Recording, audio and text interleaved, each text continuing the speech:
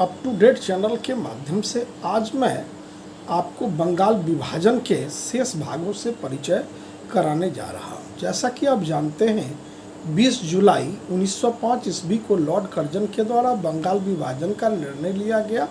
निर्णय के तुरंत बाद ही बंगाल के लगभग सभी कस्बों में बंगाल विभाजन के विरोध में सभाएं आयोजित की गई। सुरेंद्रनाथ बनर्जी, कृष्ण कुमार मित्र, पृथ्वी चंद्र राय व अन्य नेताओं ने विभाजन प्रस्ताव के खिलाफ बंगाली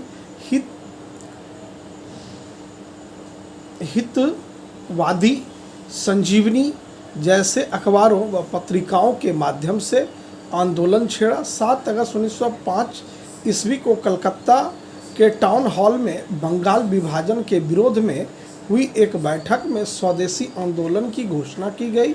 इस बैठक में बहिष्कार प्रस्ताव पारित हुआ। स्वदेशी आंदोलन में वंदे मातरम, विभाजन नहीं चाहिए तथा बंगाल एक है के नारे लगाए गए। कृष्ण कुमार मित्र के पत्र संजीवनी में सर्वप्रथम, ये ध्यान देने योग्य बातें हैं, सर्वप्रथम स्वदेशी आंदोलन का विचार प्रस्तुत किया गया था।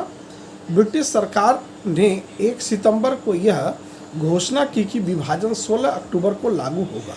28 सितंबर 1905 ईस्वी को कलकत्ता के निकट काली घाट के मंदिर में 50,000 लोगों ने विदेशी वस्तुओं का प्रयोग न करने की शपथ ली। 16 अक्टूबर 1905 ईस्वी को बंगाल विभाजन प्रभावी हुआ। इस दिन पूरे बंगाल में शोक दिवस मनाया गया। रविन्द्रनाथ टैगोर के सुझाव पर इस दिन को पूरे बंगाल में रक्षाबंधन दिवस के रूप में मनाया गया। लोगों ने सड़कों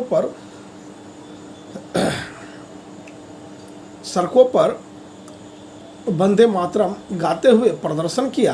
बंगाल विभाजन विरोधी आंदोलन ने राष्ट्रीय शिक्षा को प्रबलता प्रदान की। 8 नवंबर 1905 को रंगपुर नेशनल स्कूल की स्थापना की गई। रविंद्रनाथ ठाकुर ने स्वदेशी आंदोलन के अवसर पर अपना प्रसिद्ध गीत अमार सोनार बांग्ला लिखा। बाद में यह गीत 1971 ईस्वी में बांग्लादेश का राष्ट्रीय गीत बना। सर्वप्रथम स्वराज की मांग 1906 ईस्वी में कलकत्ता में हुई। कांग्रेस के अधिवेशन की अध्यक्षता करते हुए दादा भाई नौरोजी द्वारा प्रस्तुत की गई स्वदेशी आंदोलन को चलाने में कांग्रेस के लोगों में मतभेद था। वारिंद्र कुमार घोष एवं भूपेंद्र नाथ दत्त ने बंगाल में क्रांतिकारी विचारधारा को बढ़ावा दिया। वारिंद्र कुमार घोष ने 1905 में भवानी मंदिर एवं 1907 में वर्तमान रणनीति नामक पुस्तक लिखी। इन दोनों ने मिलकर 1906 में युगांतर नामक समाचार पत्र निकाला प्रारंभ किया।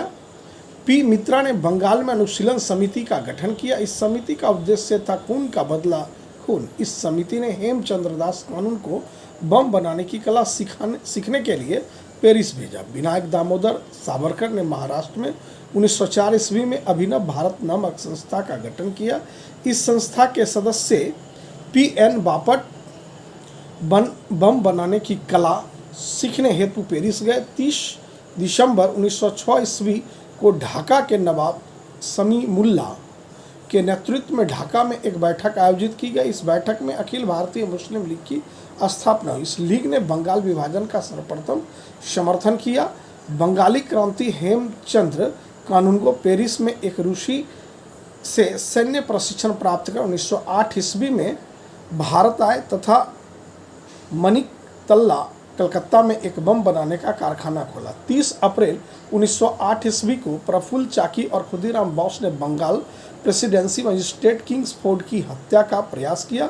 खुदीराम बोस को लगभग 18 वर्ष की अवस्था में 11 अगस्त 1908 को गिरफ्तार कर फांसी दे दी गई। प्रफुल्ल चाकी ने आत्महत्या कर ली।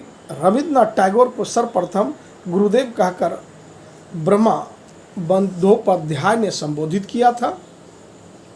ब्रिटिश सम्राट जॉर्ज पंचम एवं मेरी के स्वागत में वायसराय लॉर्ड हार्डिंग ने 1911 ईस्वी में दिल्ली में एक भव्य दरबार का आयोजन किया।